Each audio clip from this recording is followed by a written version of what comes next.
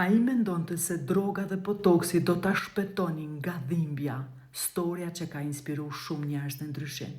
Por gjitha ato e mpinin vete për pak. Pastaj dhimbja kthehej edhe më fort. Kur erdhi pushimin transformues Infinity, nuk erdhi si një njeri natyrshëm, erdhi si një njeri i thym, sy pa dritë, zemër plot mlef, një trup që mbante brenda dhimbje. Ai nuk donte të shërojë në fakt. Gjithçka shka donte ishte të hakmerrej. Jetonte me një zemrën a vetës, do t'i lëndoj. Si shumë kanë lëndua ta mu. Çdo ditë luftë, çdo natë sprasti, çdo moment dhimbje, depresion, varësi, vetë shkatrim i ngadalshëm. Kishte provu gjithçka dhe asgjë nuk e kishte shpëtuar, derisa erdhi në retreat, në pushim.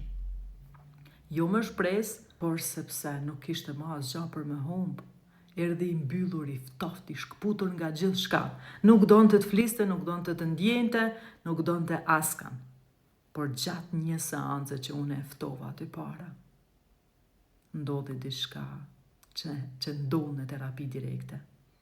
Si një stuhi filloj mu aktivu gjithçka, emocion që kishte mbajt në vite, fillu ndalin një nga një, mlethi, zemrimi, dhimbja, tratia, gjithçka shpërtheu.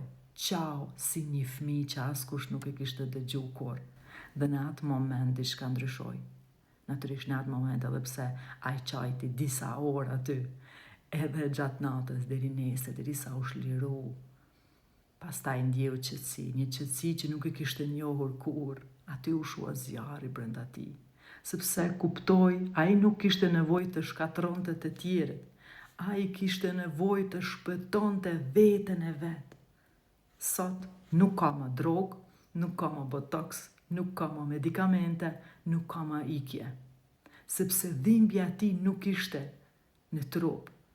Ishte në emocione, ishte dhimbje, ishte lëndime gjitha ato që kishte përjetu.